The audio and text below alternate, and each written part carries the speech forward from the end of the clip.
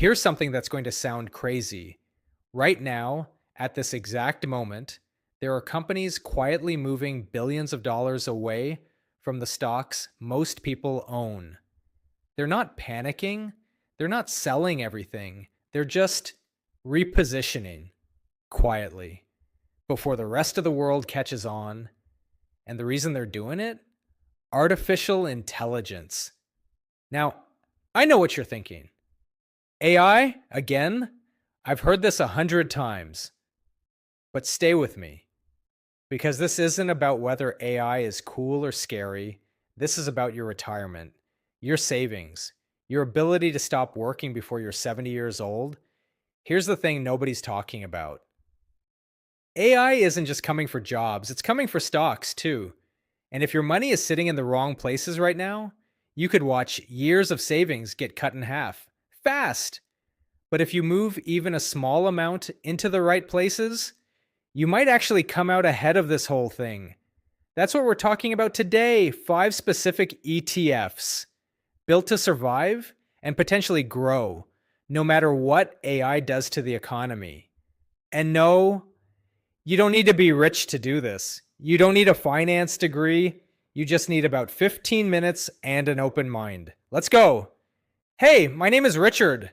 And I'll be honest with you, I spend probably way too much time reading about compound interest, studying why some people build real wealth, and trying to figure out why most people, even smart, hardworking people, end up financially stuck. I made this video because I was genuinely worried, not in a the sky is falling kind of way. More like the weather is changing and most people don't have an umbrella yet, because here's what's actually happening right now. Dario Amodei, the CEO of one of the biggest AI companies in the world, recently said that AI could wipe out up to 20% of white-collar jobs, and that it could happen faster than anything we've ever seen before. That's not some random guy on the internet. That's the CEO of Claude, one of the most advanced AI systems ever built. And what does that mean for regular people? For people working 9 to 5, trying to save a little each month, hoping to retire someday without having to eat ramen every night? It means the stakes just got a lot higher. Okay, real talk for a second. Most people's retirement plan looks something like this. Work for 40 years, save a little here and there, hope the market goes up, retire at 67. And that plan kind of worked for a while. But here's what that plan didn't account for. What happens when the job market shifts so fast that your skills become outdated in 5 years instead of 20? What happens when the stocks your 401k is loaded with are in industries that AI is actively destroying? Here's a number that should get your attention. McKinsey estimates that up to 30% of current work tasks could be automated by AI by 2030. That's not 2050. That's 5 years from now. And here's the cruel part about that. Most people won't see it coming. Not really, because job losses from technology don't happen all at once. They creep, one department at a time, one role at a time, until one day you look around and realize the whole landscape changed. I want to tell you about someone. I'll call her Maria. Maria worked in accounting for 15 years. Good job. Steady income. She had about $60,000 saved in her 401k, mostly in tech-heavy index funds, because that's what everyone told her to do. Then her company bought an AI tool that could do 3 accountants' jobs in one afternoon. She got the call on a Tuesday. Now she's 52 years old, looking for a new job, and her 401k still sitting in those same tech-heavy funds that are now volatile because the market is nervous about exactly the kind of AI that just replaced her. She got hit twice. Once in her career, once in her savings. That's the thing nobody warns you about. The risk isn't just losing your job. The risk is losing your job and watching your savings drop at the same time, because they're both tied to the same economic earthquake. But here's the good news. There are places to put your money that don't have that problem. places that actually become more relevant when the economy shifts, not less. And that's exactly what these 5 ETFs are about. So let's start with the most obvious one, the one that's been protecting wealth for literally thousands of years. Let me ask you something simple. If AI takes over your job tomorrow, where do you sleep that night? Same place, right? Your apartment, your house, the same roof over your head. That's the whole thesis behind real estate investing. And it's embarrassingly simple. No matter what happens with technology, people need a place to live. Period. End of story. But here's where it gets even more interesting. Think about what happens when AI starts eliminating jobs in large numbers. More people lose income. More people can't qualify for a mortgage. More people have to rent. That's actually good for landlords. So weirdly, the worse AI gets for jobs, the stronger the rental market could get. It's almost backwards from what you'd expect. The very thing that threatens your job could increase demand for the real estate investment that's protecting your savings. Now, most people hear real estate investing and think you need $50,000 for a down payment. You don't. There's something called a REIT. That stands for Real Estate Investment Trust. Here's the simple version. A REIT is a company that owns real estate, apartments, malls, hospitals, storage units, and lets regular investors like you buy a piece of it. Think of it like this. Imagine 1,000 people each chipping in $100 to buy an apartment building together. Everyone owns a tiny slice. Everyone gets a cut of the rent. That's basically what a REIT does. And here's something important. REITs are required by law to pay out at least 90% of their taxable income as dividends. That means you can actually get paid regularly just for owning them. Now, instead of buying one REIT stock, you can buy an ETF that holds dozens of them. That's your safety net. If one company struggles, the others hold you up. A few examples to get you thinking. And again, I'm not telling you what to buy. I'm just showing you how to think like an investor. VNQ, made by Vanguard, gives you exposure to over 160 real estate companies across the US. Houses, apartments, commercial buildings, all in one. REES is more focused on residential real estate and self-storage, both things people need when they're moving, downsizing, or navigating a tough economy. And here's one most people miss completely. Data centers. When you ask ChatGPT a question, that answer doesn't come from the sky. It comes from a massive physical building full of servers. Computers stacked floor to ceiling, all of it running 24/7. Those buildings are real estate, and there are REITs that own them. Equinix, ticker EQIX, is the world's largest data center company. They operate over 260 of these buildings globally, working with Microsoft, Amazon, and basically every major AI company on the planet. Think of it this way. AI needs a brain, but the brain needs a house. Data center REITs are selling the house. And as AI grows, the demand for that house only goes up. Okay, shelter is covered. But what about the other thing humans literally cannot survive without? Quick question. Did you eat breakfast this morning? Did you brush your teeth, use soap, buy milk last week? That's consumer staples. The stuff people buy no matter what. Good economy, bad economy, AI apocalypse. People still buy groceries. People still buy medicine. People still pick up their kids' shampoo. And here's what makes this so powerful from an investing standpoint. When markets get scary, when tech stocks are crashing and everyone is panicking, where do smart investors move their money? Into things people can't stop buying. During the 2008 financial crisis, the S&P 500 dropped about 38%. Consumer staples down less than 15%.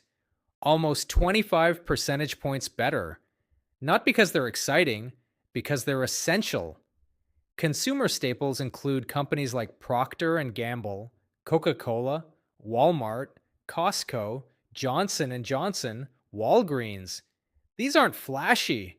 They're not going to 10 times overnight, but they're also not going to zero because people aren't going to stop washing their hands or buying groceries just because the economy is rough. XLP, the consumer staples select sector, SPDR, is one of the most popular ETFs in this category. It holds dozens of the biggest consumer staples companies in the S&P 500. One purchase, instant diversification.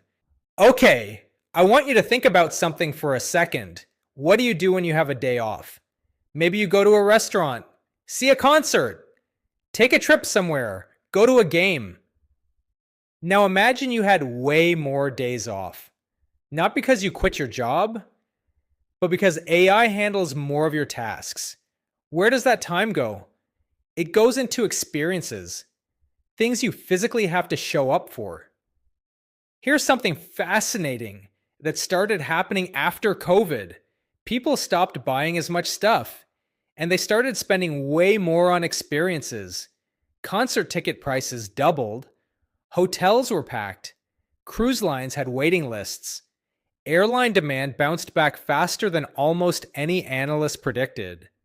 According to MasterCard data, spending on experiences grew nearly twice as fast as spending on physical goods in the years following 2020. People wanted to feel alive again, and they opened their wallets to do it. Now think about what happens as AI takes on more digital work. Humans by nature will fill that time with human things, physical things, being together, going places, doing things that a screen can't replace. That's the experience economy, and it could be one of the biggest quiet trends of the next decade. We're talking about airlines, hotels, cruise lines, concert venues, restaurants, theme parks, sports, anything that requires you to physically show up. AI cannot sell you the feeling of being at a live concert.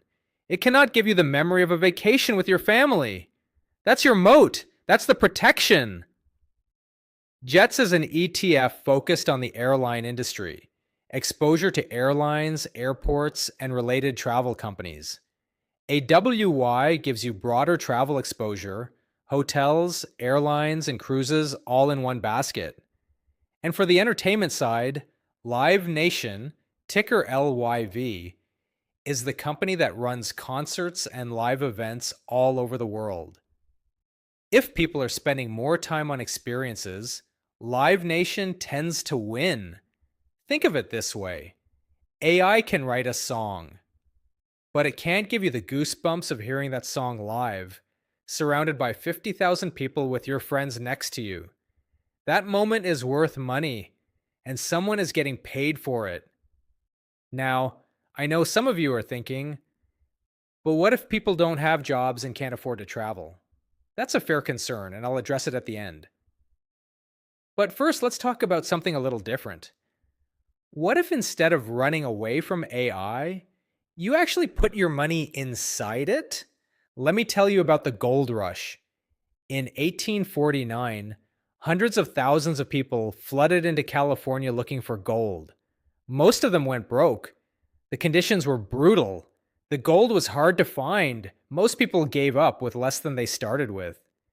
But you know who made money? Almost without fail? The people selling the shovels. Levi Strauss didn't go looking for gold.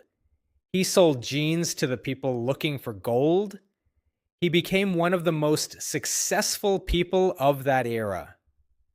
AI is the new gold rush. Everyone is chasing the next NVIDIA.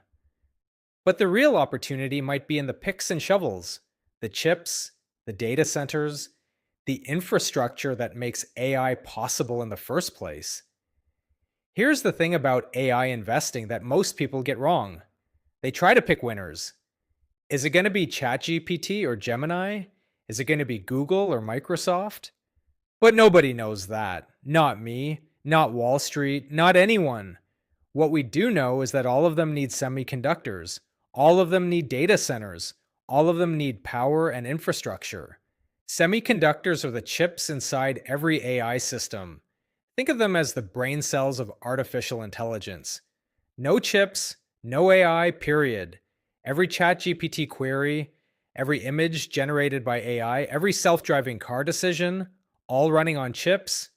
SMH, the VanEck Semiconductor ETF, gives you exposure to the chip industry. NVIDIA is in there, TSMC is in there. Companies whose entire business model depends on AI continuing to grow. QQQ tracks the NASDAQ 100, the top 100 non financial companies in the stock market. Mostly tech. This is a broader play. More volatility, more potential upside. BOTZ and ROBT are both robotics and AI ETFs. BOTZ is more focused on companies building actual robots. ROBT is broader, software, hardware, AI companies, robotics, all in one. Okay, I need to be really honest with you here. These ETFs are more volatile. What that means in plain language is they can go up a lot and they can go down a lot, faster than other investments. There's a real chance we see an AI bubble. Valuations can get detached from reality. And when bubbles pop, they pop fast. So if you're someone who would panic and sell everything the moment your portfolio drops 20%, be careful with this category. Only put in what you can afford to leave alone. Most beginners think investing in AI means buying one stock and hoping it moons. Real investors know you buy the whole industry, accept the volatility, and give it time. That's how ordinary people build extraordinary wealth. All right, we've covered the homes, the food, the experiences, the technology, but none of it works without one thing. One massive overlooked thing that Wall Street is quietly loading up on right now. Every time you type a question into ChatGPT, electricity is consumed. Every time an AI generates an image, writes code, or answers a customer service email for some company, electricity is consumed. Now multiply that by every business on the planet that's adding AI tools to their operations this year, and next year, and the year after that. Goldman Sachs put out a report estimating that data center electricity consumption could grow by 160% by 2030. 160%! That power has to come from somewhere. The electrical grid has to support it. Power plants have to produce it. Infrastructure has to deliver it. And here's the thing that almost nobody in the beginner investing world is talking about. You don't have to pick which AI company wins. You don't have to understand machine learning. You just have to know that all of them need electricity. And the companies that sell that electricity are quietly becoming one of the best positioned sectors of the AI era. Utility companies are like the landlord of the internet. Everyone pays rent every month, no matter what. Utility stocks have traditionally been considered boring, safe, slow, the kind of thing your grandpa bought. But in the AI era, they're becoming something much more interesting because the demand for their product, electricity, is about to go through the roof, and their customers aren't going anywhere. XLU, the Utility Select Sector, SPDR, gives you exposure to 30 plus utility companies right inside the S&P 500. These are the companies powering the American grid. VPU, Vanguard's Utilities, ETF, is very similar, but with a slightly lower expense ratio, which means you keep a little more of your money instead of paying fees, and PAVE goes even broader. It covers US infrastructure, not just electricity, but power grids, pipes, roads, and industrial equipment. The physical backbone that everything else depends on. Think of PAVE like this. If AI is the engine, PAVE is the road the engine drives on. Everyone chases the flashy AI stocks. Almost nobody thinks about who's selling them the electricity to run. The boring utility sector could quietly be one of the